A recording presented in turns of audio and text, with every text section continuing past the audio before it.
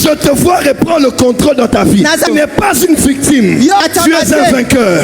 Les péchés qui t'avaient vaincu, tu les vaincras en cette saison. La chair qui t'avait malmené, tu vas la crucifier en cette saison.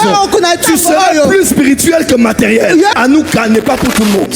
Nous avons mis l'information partout. Nous avons appelé tout le monde. Mais la Bible déclare il y a beaucoup d'appelés. Il y a beaucoup d'invités. Mais il y a peu d'élus. Dieu nous a oués pour une minorité. Mais qui va s'élever en Christ dans la spiritualité. Et qui va dominer le monde des esprits. Prophète Kainos. Le corps du Christ n'est pas encore prêt. Mais nous allons l'apprêter de force. Le prophète Joël a dit réveillez les héros. Préparez la guerre. Quand Dieu m'a révélé mon nom de Joël, ma mission est de gifler l'église. Ma mission est de choquer l'église pour attirer votre attention qui vous êtes réellement en Jésus-Christ. Car la guerre finale n'est pas la 3e guerre mondiale. Réveillez-vous à la réalité. Réveille-toi. Soubeaka. Rise up. Nous voulons ce Dieu-là. Alléluia. Si c'est la même onction, c'est le même Dieu d'Abraham, d'Isaac, Dieu de Jacob.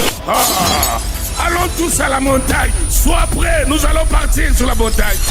Wake up. Réveille-toi. Wake up. Oh la rama cobra tamasela rabando se cabra. Likabrando boshanda. Le nouveau siècle des Lumières, première partie.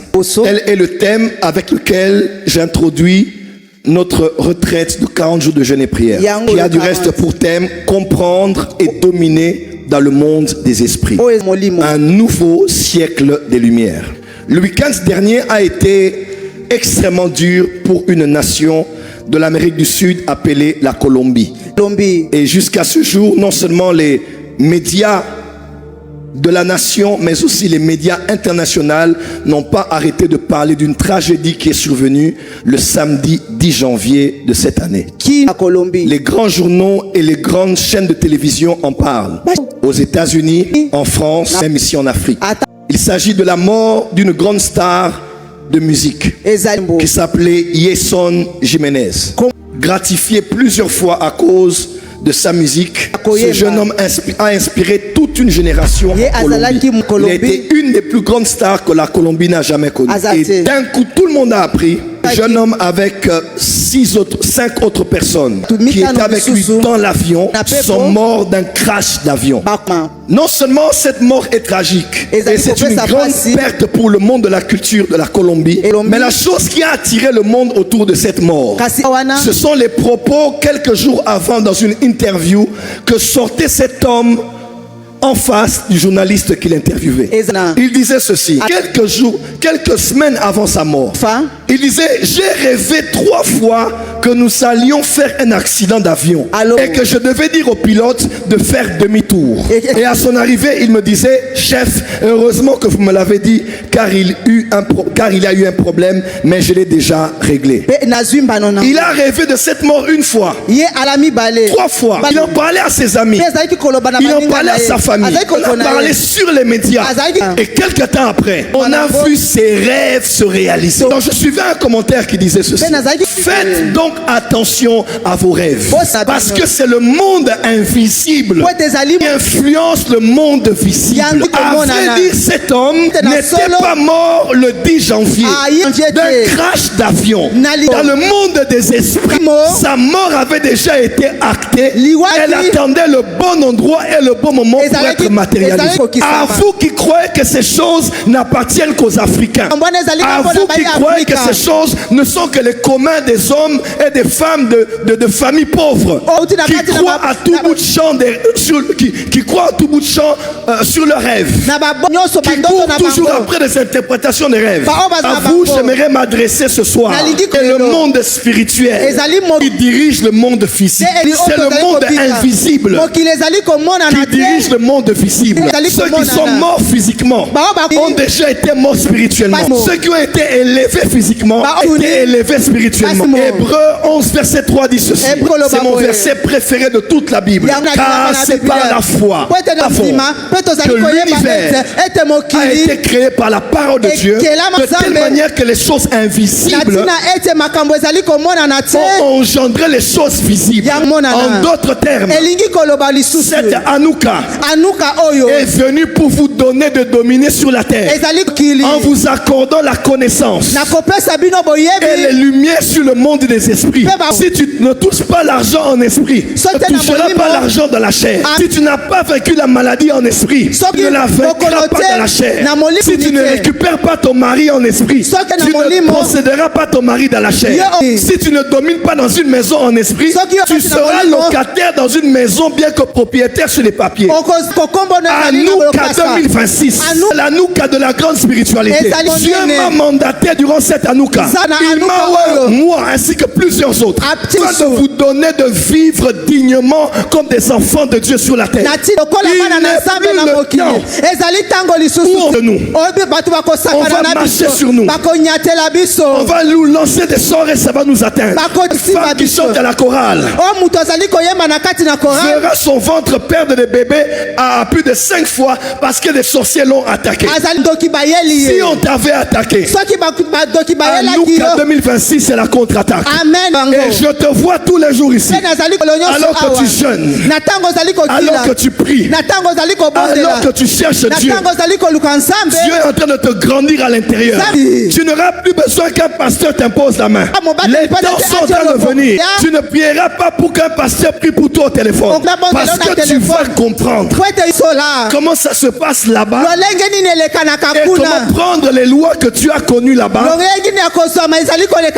pour les maîtriser et les appliquer dans le monde de la matière. Dis avec moi la main très fort. Amen. Dis à ton voisin, je reprends le contrôle. Oh, ça qui dit baboyo.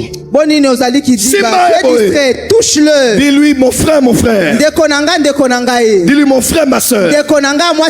Je reprends le contrôle. Voilà pourquoi même si tu as faim, affame ton corps. Même si tu es tenté de manger, dis à ton corps, je vais te laisser affamer. Parce que maintenant c'est une histoire d'esprit. En réalité dans l'homme, ce n'est pas l'estomac. En réalité dans l'homme, ce n'est pas la langue. En réalité dans l'homme, ce n'est pas l'intestin. En réalité dans l'homme, c'est l'esprit. C'est la Hanouka des esprits. C'est la Hanouka des esprits. C'est la Hanouka des esprits.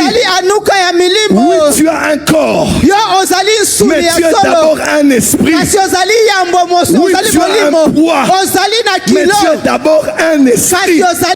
Écoutez ceci. Ta vie ne sera plus jamais comme avant. Nous allons te dire des choses qui vont te changer à jamais. Tiens ton voisin, dis voisin. La spiritualité.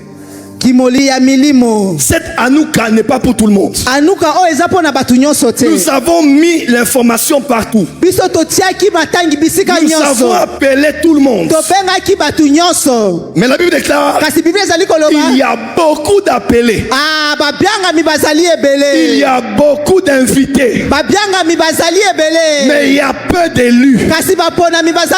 Dieu nous a oint pour une minorité, mais qui va s'élever en Christ dans la spiritualité et qui va dominer le monde des esprits. Je te vois reprendre le contrôle dans ta vie. Tu n'es pas une victime, tu es un vainqueur. Les péchés qui t'avaient vaincu, tu les vaincras en cette saison.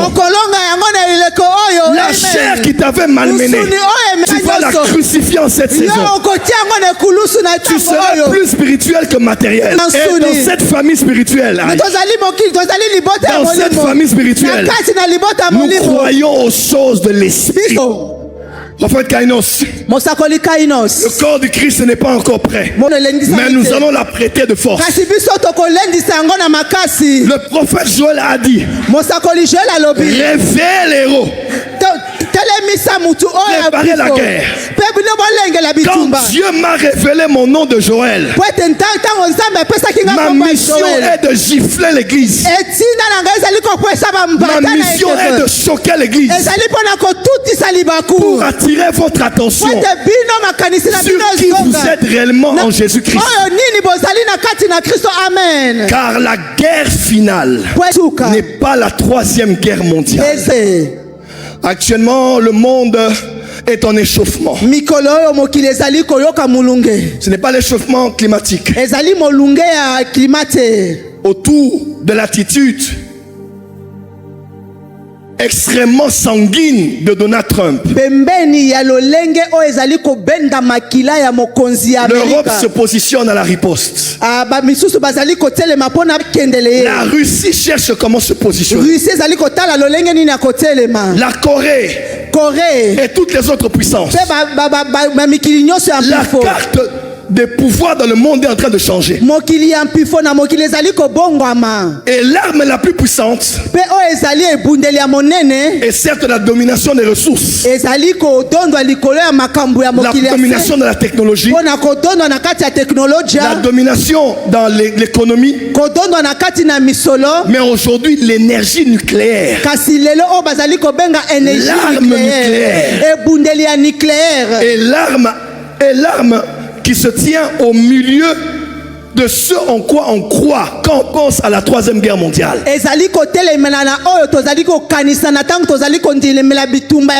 Parce que les États-Unis, en contact avec le Zaïre, ont eu l'uranium du Katanga. Hiroshima et Nagasaki a été éradiqué par l'uranium de la RDC.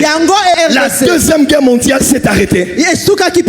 Et les États-Unis ont été comme la grande sœur même du continent européen. Et aujourd'hui encore, la bombe atomique est passée au second plan. Aujourd'hui, c'est l'arme nucléaire. Ça, c'est sur le plan physique. Vous allez voir Poutine dire qu'il a une arme qui s'appelle Satan 2. Si la France ose, elle serait éradiquée de la carte du monde.